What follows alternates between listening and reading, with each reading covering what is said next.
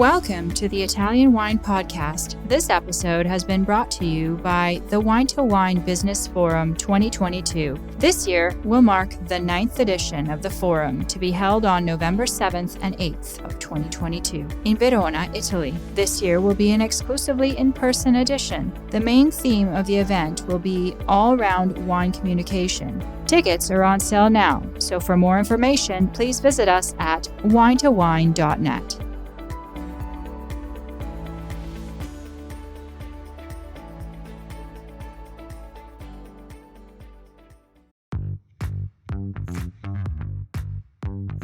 Welcome to this special Italian Wine Podcast broadcast. This episode is a recording off Clubhouse, the popular drop-in audio chat. This Clubhouse session was taken from the Wine Business Club and Italian Wine Club. Listen in as wine lovers and experts alike engage in some great conversation on a range of topics in wine. If you enjoy listening, please consider donating through ItalianWinepodcast.com. Any amount helps cover equipment, production, and publication costs. And remember to subscribe and rate our show wherever you tune in.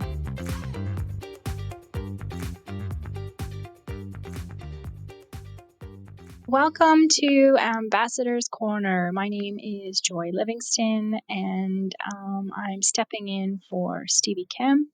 Stevie has jetted off to New York, so she's on a plane right now. So I'm gonna pretend to be Stevie for a bit. So tonight on Ambassador's Corner is Peggy Baudon. I hope I said that okay. Interviewing Francesca Accornero. And let's see here. Peggy, are you there? Hi, Joy. How are you? I'm good. How are you? Yeah, great. Yeah, nice to be here. Nice to talk to you today. I don't know if I've ever talked to you. No, I've heard your voice a lot because you did the wine maps, right? Right. Oh, poor you. Yeah. Oh. No, it was fun. Actually, you have a really very very crisp voice on those recordings. So that book is actually coming out soon, and the links to all of the wine maps that are recorded on the podcast are also added there. If anybody's interested, they're really really cool. Anyway, so yeah, I remember your voice clearly. Oh my gosh, that's hilarious. I'd forgotten. Yeah, it's lovely to meet you in your voice. Well, I do know that you're in Western Canada. You're in Vancouver, right? Victoria, just west of Vancouver on an island. Vancouver Island, the very west coast of Canada. Mm-hmm. Okay, no, I know it well. I used to live in Vancouver in Coquitlam, so for many, many years. Wow. Oh. Yeah. Hi, neighbor. Hi, neighbor. No, I went east eventually, but yeah, Vancouver is really nice. So yeah, I was looking at your. I was going to introduce you here, and you know, I see that you took some time off, having 2 kids, and then you because you were teaching before. What were you teaching? I was a classroom teacher. I was just a high school, middle school teacher, teaching English, communication skills, things like that. And but I grew up in the food and wine industry, and then anyway left teaching and had a baby, and then had another baby, and then just teaching what the schedule didn't actually work with having a family. So I rejoined the industry, and here I am. Yeah, no, I said you tried bartending just to sort of get the work in the evenings, but then you fell in love with wine, and now you're doing wine. So that's it's great. I just didn't want to miss anything. If there's anything I'm missing on your intro, I just before I ask you your questions. So Peggy, why did you select Francesca Accornero as your favorite producer? Yeah, I'm so excited to talk to Francesca today. So, yes, I'm very interested in wine, as you mentioned. So I'm obsessed with it, really. I study it all the time. And I've always been intrigued by Grignolino. And I've been interested because the description of the grape is so different from the history of Grignolino that I've read about. So it's just the grape is described as high acid, high tannin, very difficult to grow, very difficult to vinify with these extra pips that are in the grape. Very little juice yield, but off a high yielding vine. Just sounds like a real challenge to get lovely wine from this grape. But you read about the history of Grignolino and it having this really celebrated history way back into the 13th century, actually in Piemonte, and then having really been grown quite widely in Piemonte, and then now there's this very little area dedicated to Grignolino. Um, and I've tried, so being in this tiny market here in Victoria, I had never tried Grignolino, never seen it. And then one bottle came up in our market and I tried it, and it was really, really kind of challenging wine. It made me think about, this grape and the acidity, the pips, because there was an astringency that was really quite challenging to this wine. So I thought that, okay, that solves the puzzle for Grignolino for me. But then I saw Accornero's wine come up on our market and I grabbed it right away. And it was such a revelation. This wine made me realize why this grape has this storied history. And it just all came alive to me when everything you read comes to life in a glass. It's kind of this really geeky epiphany that is so wonderful. And I was so curious about how they managed to achieve this. And and now I get to ask her. So how exciting is that? No, that's cool. And actually, you sort of anticipated the question I was going to ask was how did you discover the wine? So Yeah. you came upon it one day in a store, but so I guess my next question would be what are the learning objectives? Like you've already sort of touched on that, but what Mm. would you like the audience to learn from the interview? Yeah, I'm really interested in two basic objectives. Francesca, they at Cornero, they make a wide range of wines, but I really am curious about Grignolino today, so I'm hoping she's okay with just talking about that. It just and then touching on the other ones, of course, curious about that too.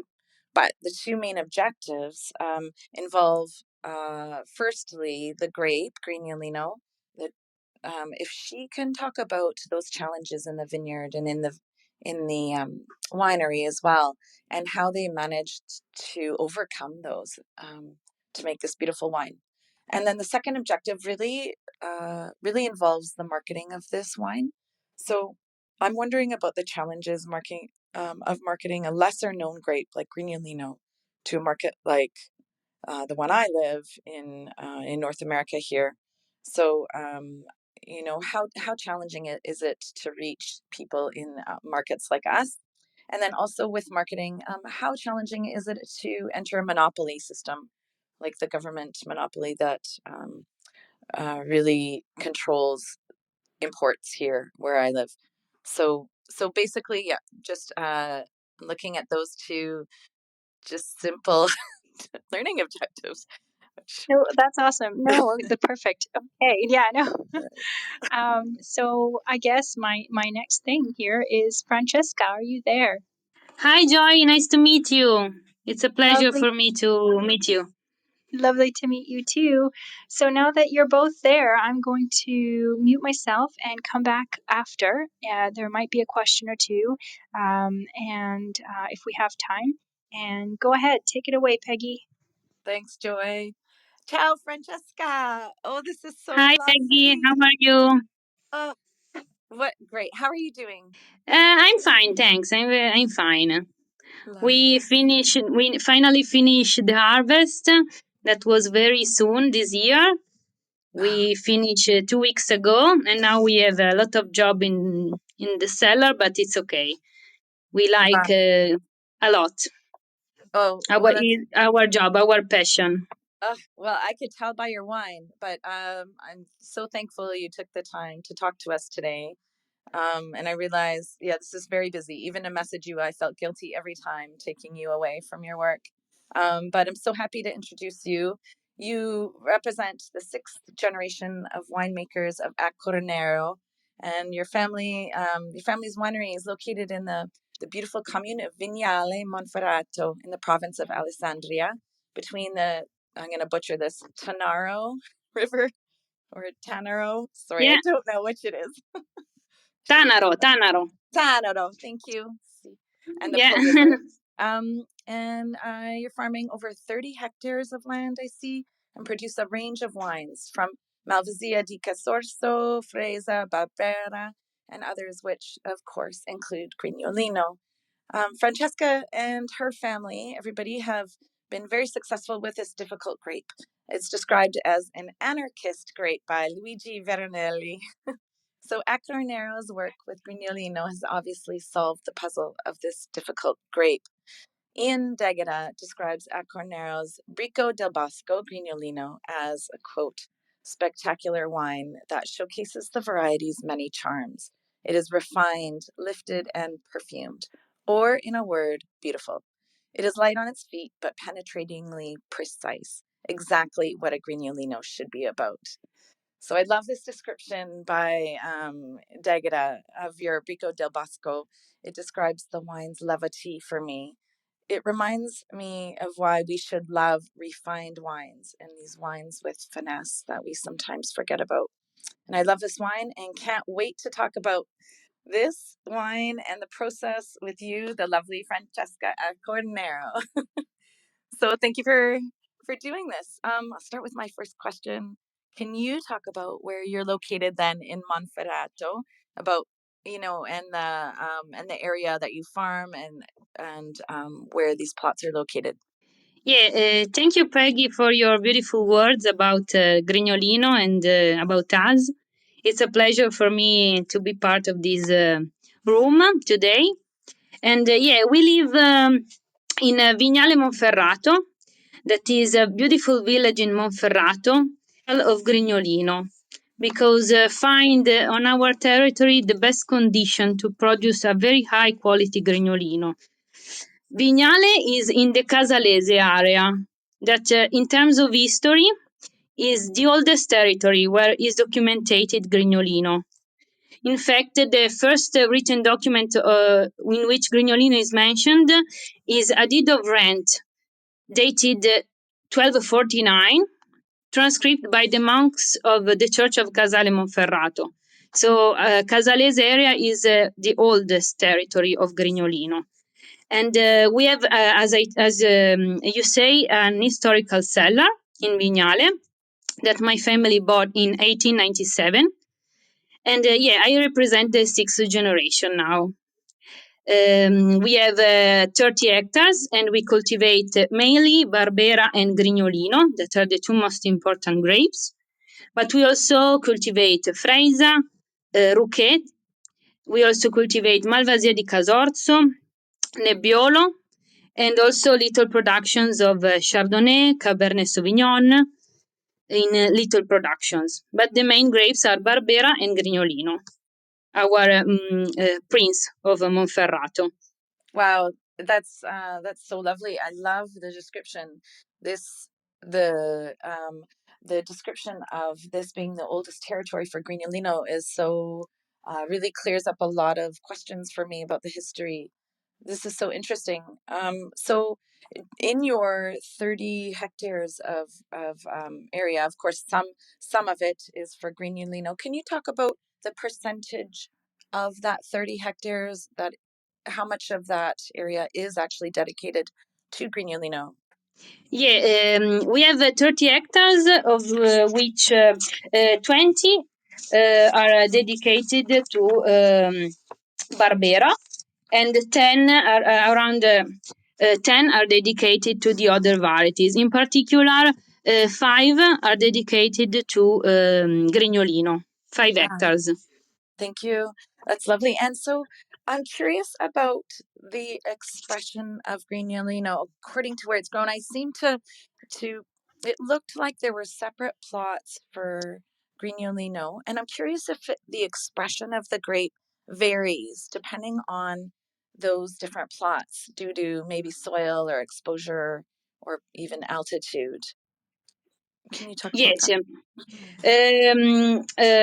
We have in Monferrato, in Vignale Monferrato, we are around 300 meters of altitude. And we have especially limestone soils, very particulars, that gives the characteristic spicy nuance to Grignolino. And in particular, the Casalese area is also known for having a very particular terroir that is called the Pietra da Cantone. That is a very pregiat terroir that the winemakers choose only to cultivate the most noble varieties like Grignolino. And I don't know if you have ever heard about the Pietra da Cantone, but it's our traditional stone of which the infernot are made. Infernot are the underground rooms of Monferrato, underground cellars, where in the past they were used for the preservation of wines and food, and that were dug in the early 19. And thanks to the Infernot, the Monferrato area in 2014 have included Monferrato in the UNESCO World Heritage That is so site. great. That is so Yeah. amazing, and rightly so. So I had not actually heard this word. So the Infernato, that I'd of course read about that, but can you tell us very slowly the word for the specific word describing this terroir, Pietra, and I guess Pietra da Cantone is a particular limestone that we have in Monferrato. I love. Is Okay, the most typical terroir. wow, that's lovely to get all this juicy information. Thanks. And I've also read if you could talk about this, Vignale Monferrato being regarded as a Grand Cru site for Grignolino. So is this linked because like can you just solve this problem? Is it linked to the terroir and also the history? Is this the reason for it being regarded as this Grand Cru? It's or is it for some other reason? Yeah, Vignale at first is the oldest Vignale area. So the Casalese area, as I told you, is the oldest territory for Grignolino. And in specific, Vignale is a Grand Cru area because we are in the vein of chalk. Is the translation, la vena del gesso in Italian. That is a very unique subsoil where we have this particular fossil sandstones Mars with that they have like small holes that are precisely chalk crystals, and this soil is very precious because gives depth and elegance to Grignolino. So is a very unique geological situation that we have only in Vignale. So is the reason why we have this unique Grignolino in Vignale. And also is in the Casalese area is the most cultivated vineyard area. We are in around 15 producers in the area of Vignale. That is a quite good number of wineries Mm-hmm. for Grignolino. Wow. And is this do you predict, I wonder if you can make a prediction for us. Do you predict um perhaps more vineyard area dedicated to Grignolino in the future, or perhaps just status quo staying the same, or even not as much land dedicated to Grignolino in the future? What are your predictions for that? Yeah, Grignolino is a very indigenous grape, so is has a lot of connection to the territory, the original territory. So probably Grignolino, in my opinion, will improve in the future. I hope, but in his original territory, so Casalese and Astigiano, we have these two main Monferrato areas, the Casalese, where the capital is Vignale, and also the Astigiano area, where the capital is Porta Comaro. These are the two main areas for Grignolino. Two completely different Grignolino, but the most important areas. So probably the Grignolino, I hope that he will increase in his territory. I hope so too. Yeah. For my selfish reasons. Can you talk about also the growing of Grignolino? We have information about it being, so challenging because it's susceptible to disease and also the yields. Could you talk about that for us? Yeah, Grignolino is is a very challenging grape because is a delicate and is a delicate grape that the producer needs to take care more than the others. In particular, the Grignolino, as the Nebbiolo, for example, is very sensitive to the powdery mildew, that is a fungal disease. I don't know if you've ever heard about that. In Italian, it's called oidio, that we treat with sulfur treatments, and also is very delicate with the botryte. So we prevent the botryte by airing the bunches very well and making pre-harvest selections. So before the harvest, we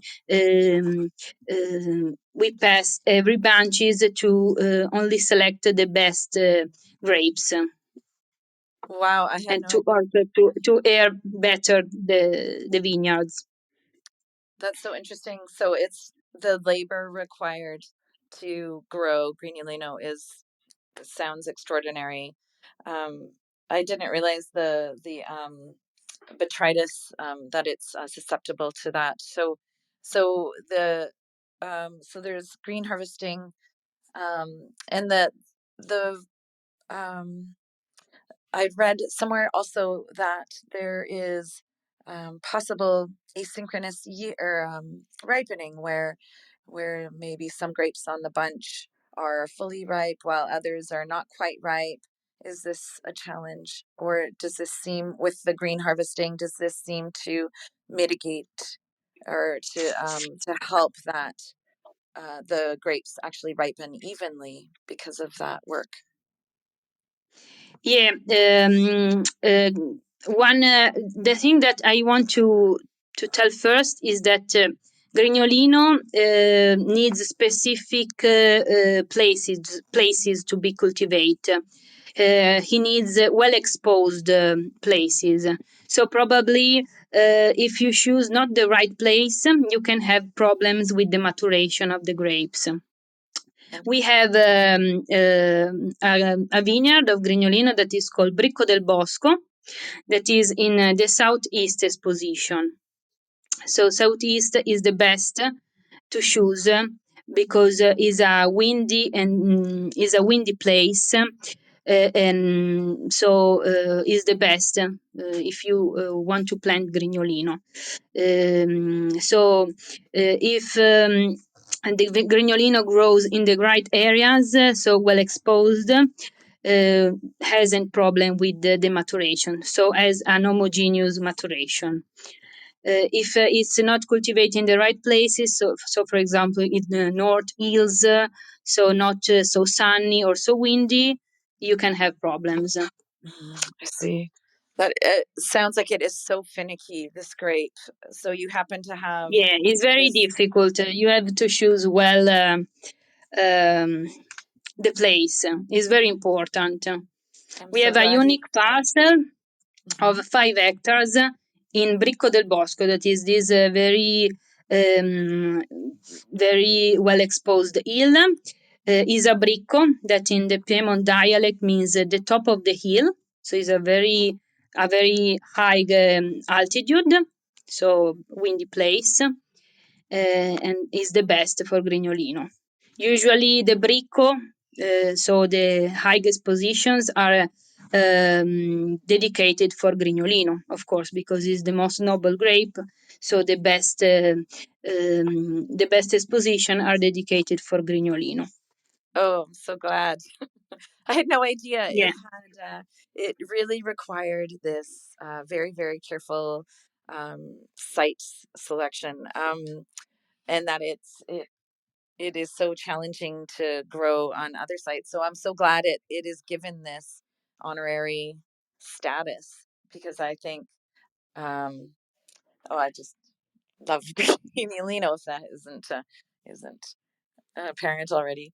So in the winery, you take these precious grapes, and for vinifying this wine, can you talk about this process, because that's a whole new set of challenges. There's temperature for fermentation. I'm curious about how you what your choices are with fermentation, the temperature, the vessel, and also the maceration method. I think I'm most curious about this, just having read about these extra pips, these extra seeds in the grape, and how you have to be careful to manage that. I'm wondering if you can talk about this this aspect of making Grignolino wine. Yes, sure. So the most important thing is that the Grignolino, being a grape poor of anthocyanins, but with a good presence of pips, so of tannins given by the grape seeds. You must start the harvest from a completely ripe grapes. It's very important. So we don't we before we make analysis of the maturation, not only the phenolic maturation, but also the seeds maturation. That is the most important for Grignolino, because we want to have completely ripe grapes. Is the first most important thing.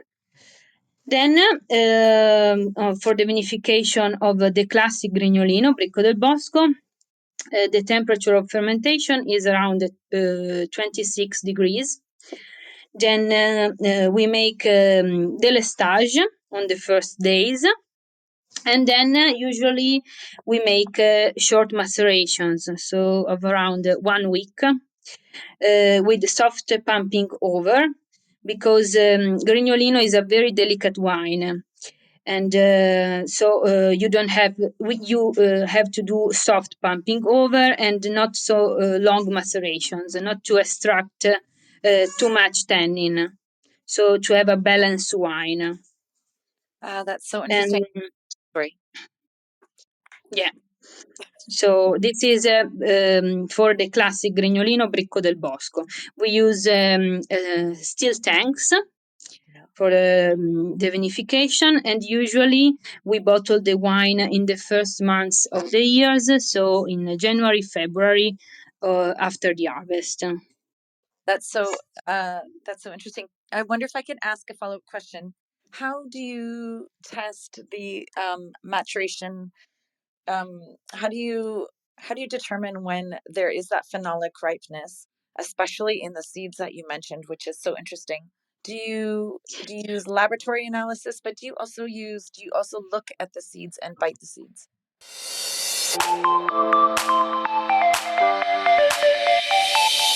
Are you enjoying this podcast? There's so much more high-quality wine content available from Mama Jumbo Shrimp. Check out our new wine study maps, our books on Italian wine, including Italian Wine Unplugged, The Jumbo Shrimp Guide to Italian Wine, Sangiovese Lambrusco and Other Stories, and much, much more on our website, mamajumboshrimp.com. Now back to the show.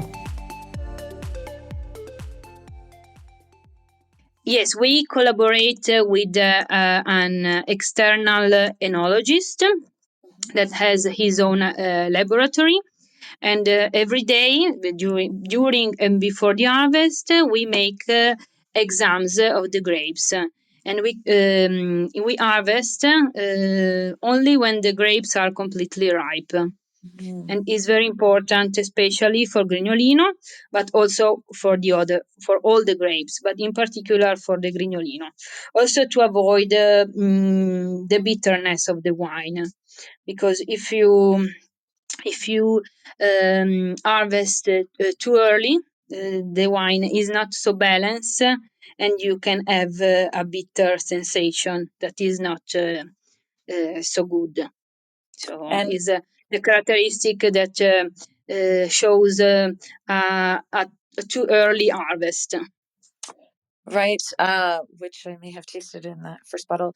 I'm wondering about the time of harvest. Then you obviously have to be so careful to pick only completely ripe grapes. And you were mentioning harvest was finished 2 weeks ago. Is this different this year than previous years for the harvest of Grignolino? Yeah, this year was particularly strange because we had a very, very dry season. Summer season was completely dry. We haven't rain during the whole summer, but we also had a very dry winter.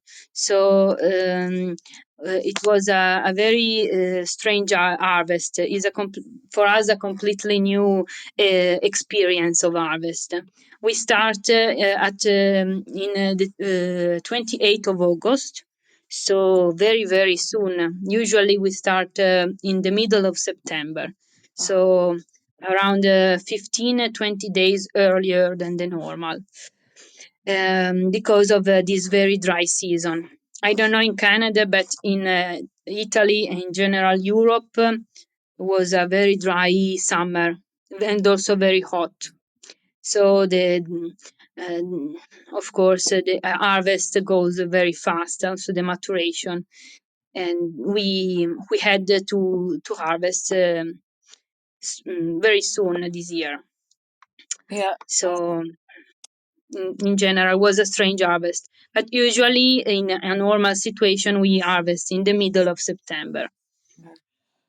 Yes, we do. We do get news of the drought happening, especially in northern Italy, and the very unfortunate photos of the repercussions of that. And it's yeah, I'm sorry to hear it's so difficult, and I hope for rain and a wet replenish the water reserve. We hope so much for rain, Yeah, snow. Yeah. yeah. Hopefully, we had our first rain Hmm. today for months, but we are not in the middle of a 3-year drought. Like wonder if it's the drought this summer and the previous winter has been compounded by dry years previous to that, which is just makes it even more dire. So we'll do the rain dance here for you. And I wonder, Yeah, we hope so much. yeah, I hope so. Francesca, you talked about the anthocyanins. That Grignolino is, I think you said, poor of anthocyanins. And Yeah. for me, I am very curious about this because I love wines with grace and finesse, like your Brico del Bosco.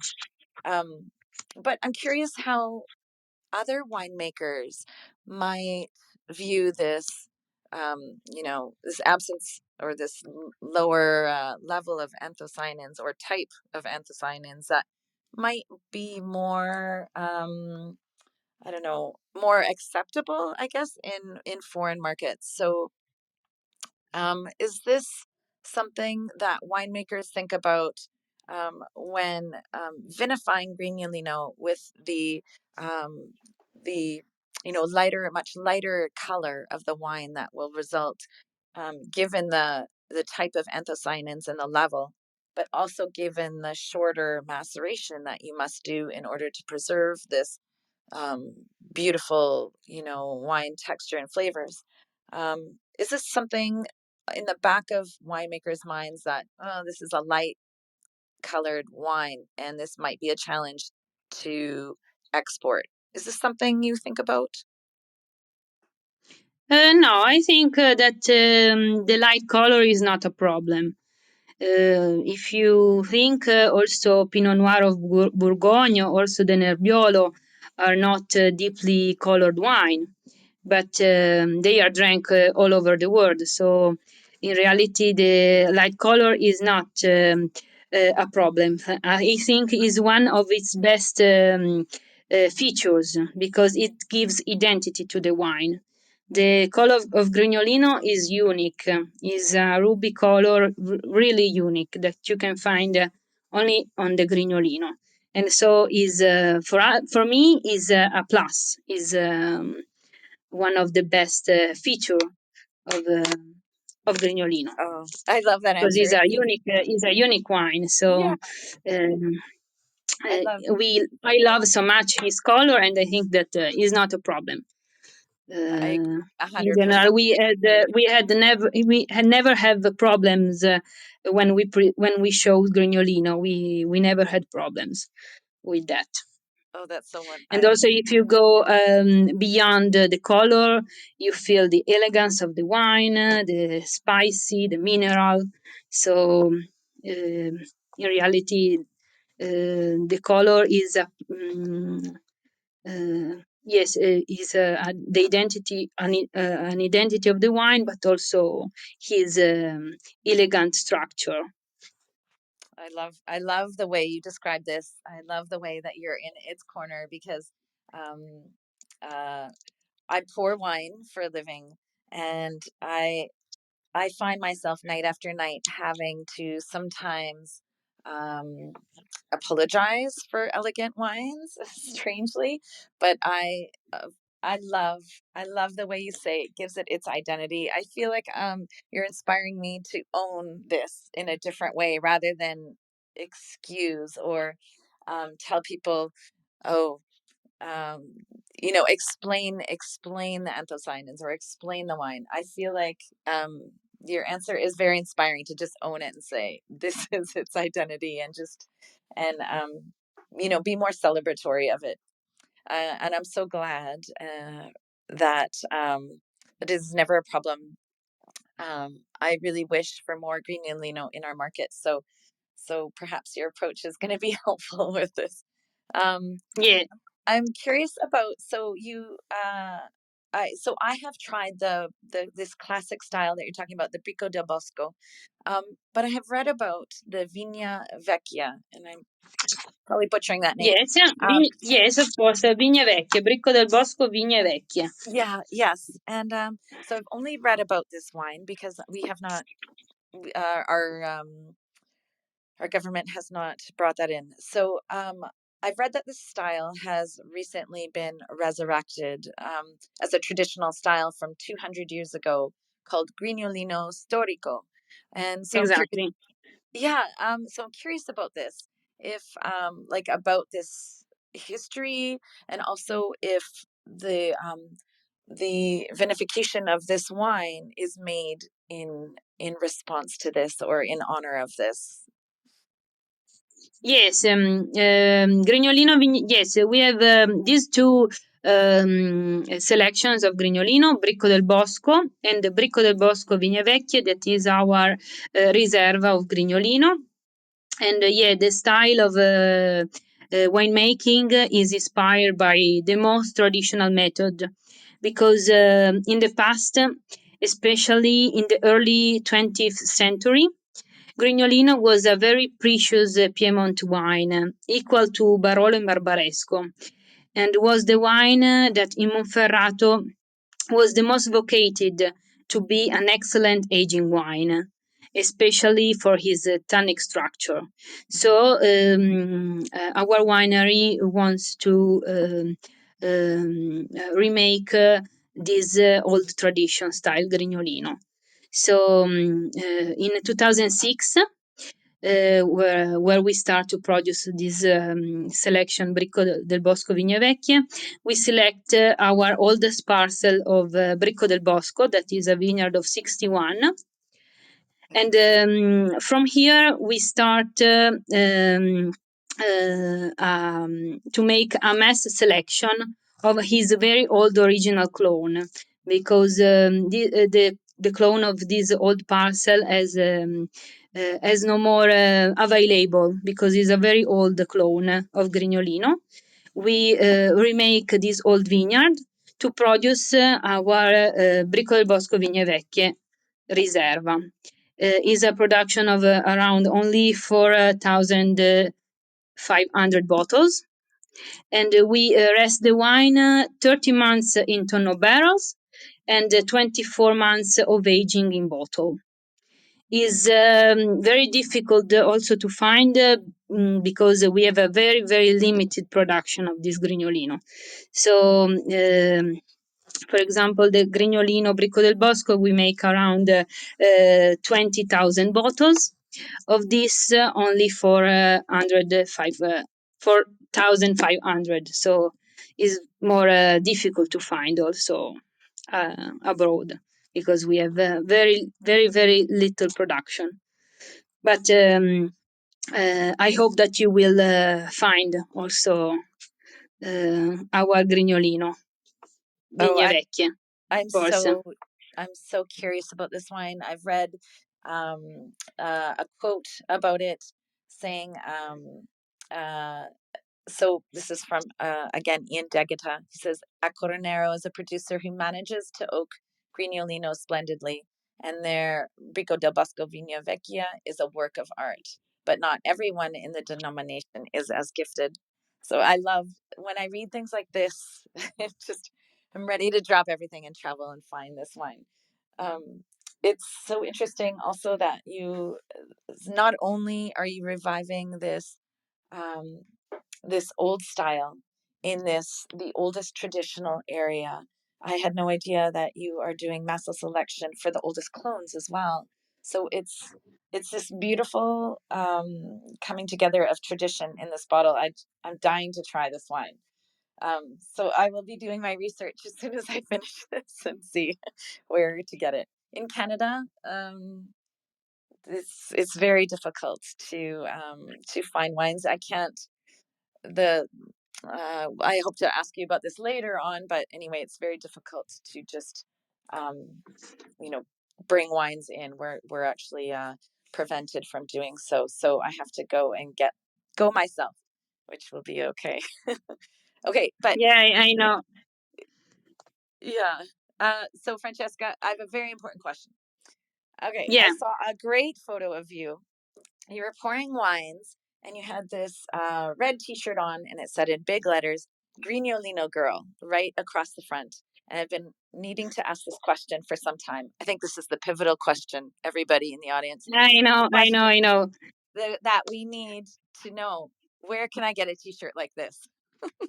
I know, I know. It's very nice, but I think that you can find it in Canada because we wear this T-shirt, very nice, Grignolino Girl for the women producers and Grignolino Boy for the men producers for a special event that was a tasting of only Grignolino with the most Grignolino producers of Monferrato, and so we decided to wear this very nice t-shirt all together. So it was a very nice event that we made last summer. Unfortunately, I think that is not available in Canada, but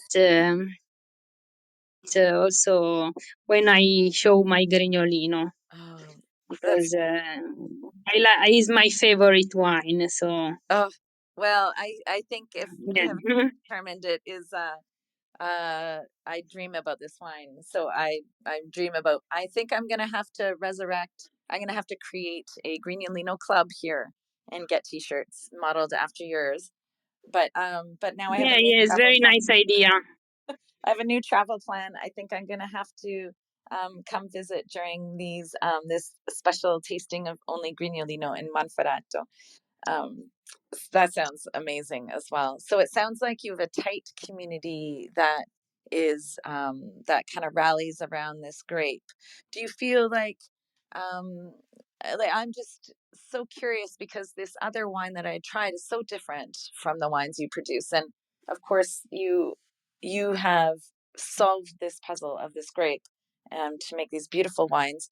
Do you have a solid community of growers that rallies around this grape? And is this something that is more meaningful than just making a wine, exporting or selling the wines? Does this grape represent something deeper for you as producers?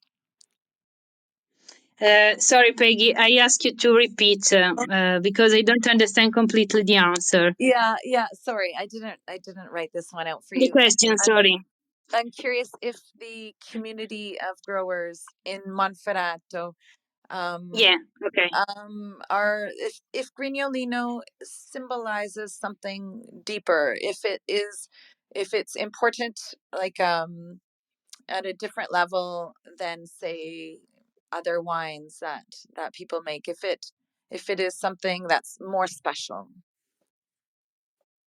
Yes, of course. For us, for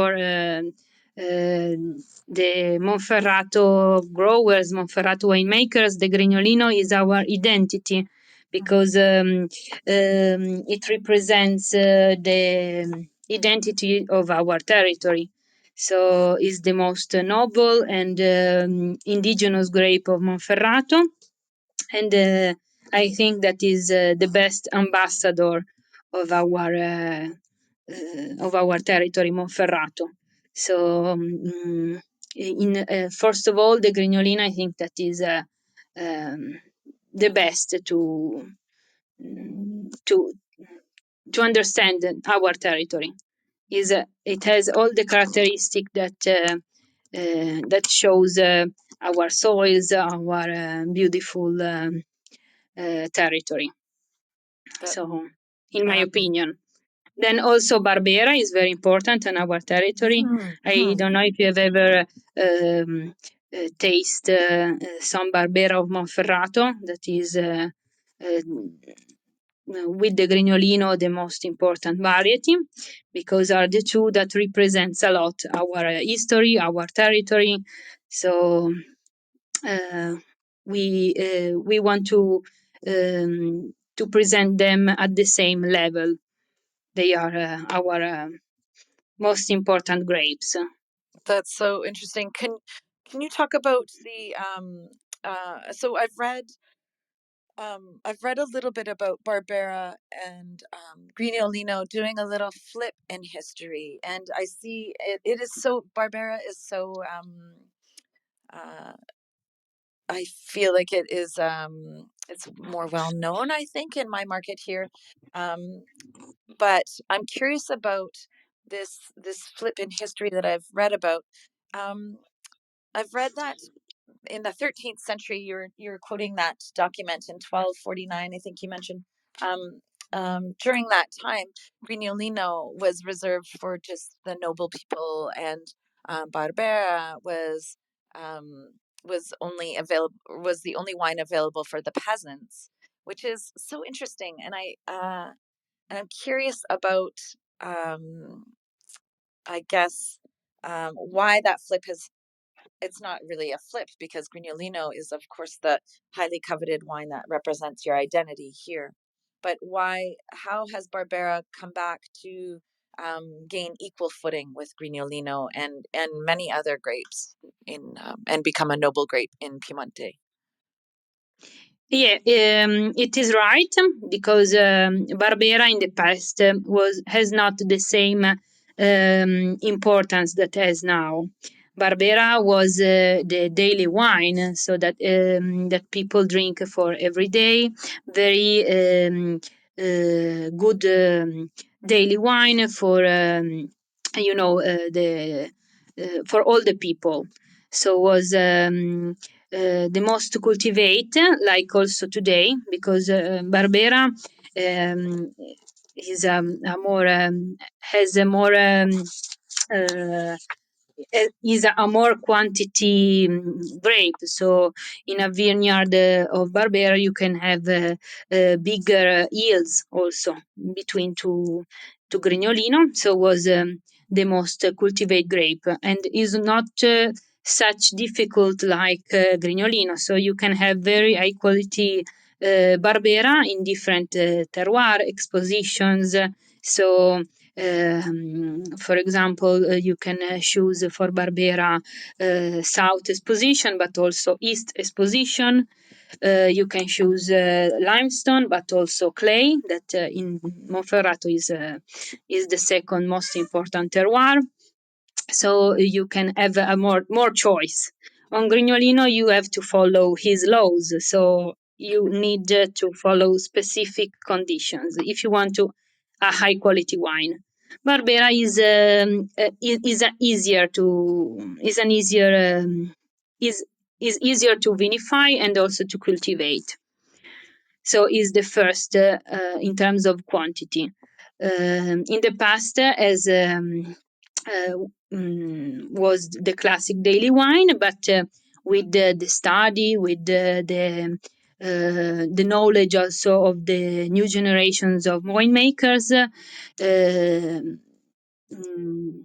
the Monferrato, but also all over Piedmont producers, they discovered the high potential of Barbera. So Barbera is not only a daily wine, but you can also have a very high quality wines, also very long lasting wines with very important structures.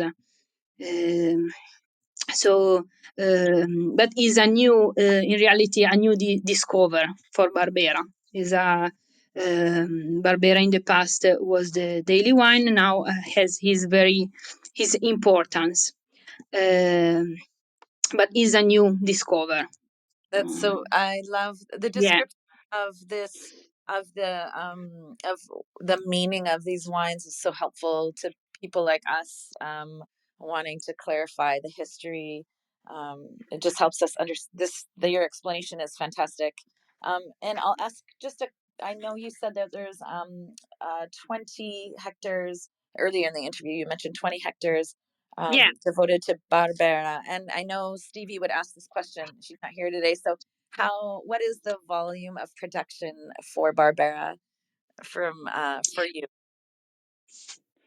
Yeah, for Barbera in total we have 5 different selections, so a quite good amount, and in total we produce around the half of our production, so 60,000 bottles of Barbera Oh, great. And then so in that's total. that's so lovely. And I see that I'm kind of getting a little short on time. Can I talk about the marketing of Grignolino, and maybe the talk about Barbera is so helpful because it's a more well known grape and wine here in North America. I'm curious. I guess I'll ask first about the challenges of entering this specific market. So I found your wine, the Brico del Bosco, the classic one, Yeah. here on our government liquor store shelves. So I live in Victoria, as I mentioned. It's in the province of British Columbia, and it is a very big area. And it is controlled by our government, a government body, the BCLDB, and they Yeah. control that enter our entire province. So it means that everything I see has been, any wine in a restaurant on a shelf has come through them. So I'm curious. I've heard it's notoriously difficult to enter this market. Can you talk about how you magically brought your wines to us through this process? Yeah, okay. So, first of all, I want to say that in recent years, the interest in native grapes like Grignolino has grown a lot. And in our case, for example, in November 2020, we had the pleasure to welcome in our winery the journalist Michaela Morris of Ah, Vancouver. She's a very important international wine writer that collaborates also with Decanter. Probably you know her. And yes. she visited us in November 2020 because she was in Piedmont. and she write an article in the counter for us and insert our Grignolino, Bricco del Bosco Vigne Vecchie, the Riserva, on her top fine wines of 2020. So for us was such an important recognition for us. And after that, we have been contacted by our actual distributor in British Columbia, that is Yannick Treffot. He has the company Cru Terroir Wine and Spirits, and there she follows our market. So he was able to enter in the monopoly of British Columbia. So this is So it what we stems. made. That's so lovely. So that your distributor did a lot of that footwork, but it all stemmed from Michaela Morris's visit, and then the article. I'd also seen her in there was a panel discussion that this was through one of the VIA materials. Gosh, and I can't remember exactly which one, but I remember hearing her on the panel really, really kind of champion the grape. And I actually messaged her and just asking if she knew where this video was located so that I could watch again in preparation for our chat. But she couldn't find it or remember where it was or for what occasion. So that was unfortunate. But I sadly missed this article. I'm gonna check this out. And Yeah, you probably will still find you will still find the article in the counter. that's Yeah. great. So I will also, I'm really happy to hear who your distributor is so I can contact them because um, sadly I've bought all your wine, so there's none left on our shelf, and it's very challenging to talk to actually a person about, are these wines going to return for us next year, and I'm gonna now I know the source. I am on it. I'm on the ground for this because I don't know what I'm gonna do next year if I can't find your wine. um, so I'm just so happy to hear all about Grignolino. I wonder if I can ask one more question. Um, Yes, of course. okay, when you're drinking Grignolino, I guess the classic. What are you gonna eat with it? Yes. Yeah, Grignolino, in my opinion, you can blend with many dishes. But my favorite combinations are with, for example, the tartare of Fassona, Piemontese. In my opinion, also with fish is very interesting. Mhm. And also with roast rabbit, for example, is very nice.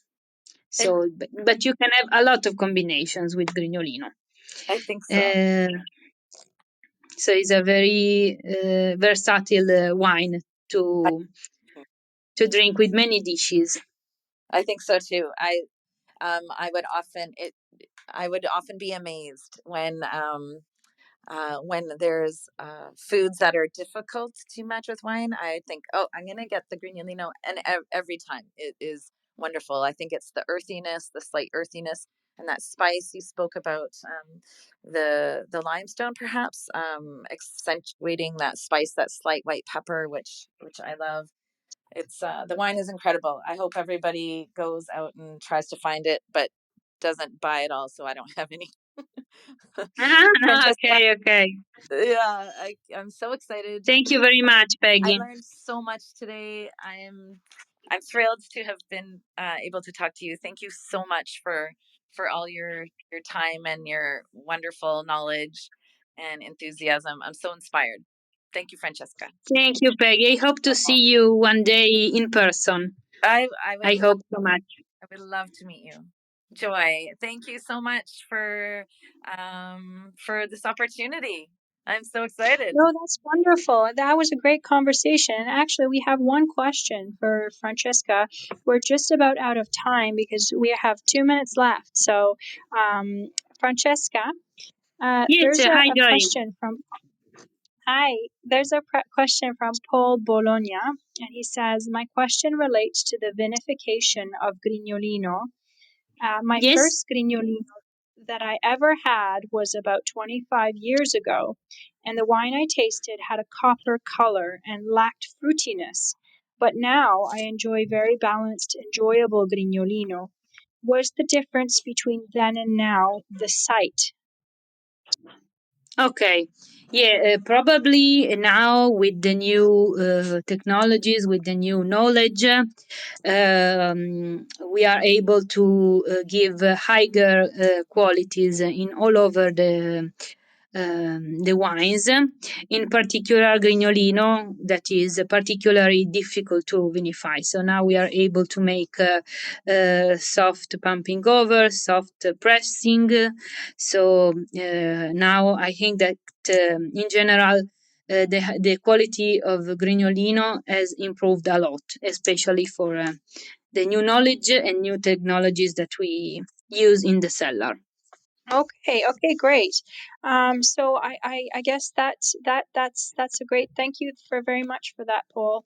I'm gonna close the room in just a second. Leica, do you know who we have next time for Clubhouse Ambassadors Corner? Hi, so for next week, we're going to have 2 Clubhouse sessions. So it's going to be on October 27th, Thursday. Susanna Gold, she's back and she's going to interview Valeria Radici Odero. And on October 28th, on Friday, Joanne Harnish is also back and she will be interviewing Caterina Sartarelli. So that's it for now. And thank you so much for your time, everyone. Oh, Thank you, Thank you to you. everyone. It was a pleasure.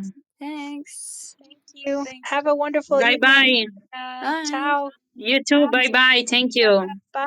Bye, Peggy. Bye. Bye.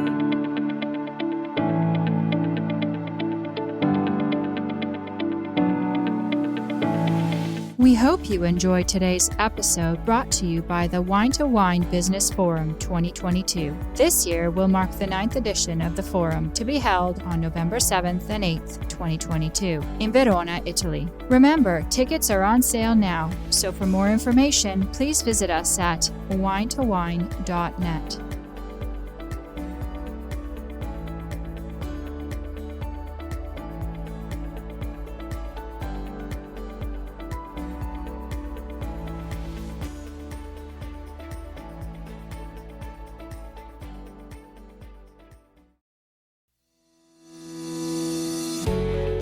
Hi guys, I'm Joy Livingston and I am the producer of the Italian Wine Podcast. Thank you for listening. We are the only wine podcast that has been doing a daily show since the pandemic began. This is a labor of love and we are committed to bringing you free content every day. Of course, this takes time and effort, not to mention the cost of equipment, production, and editing. We would be grateful for your donations, suggestions, requests, and ideas. For more information on how to get in touch, go to ItalianWinePodcast.com.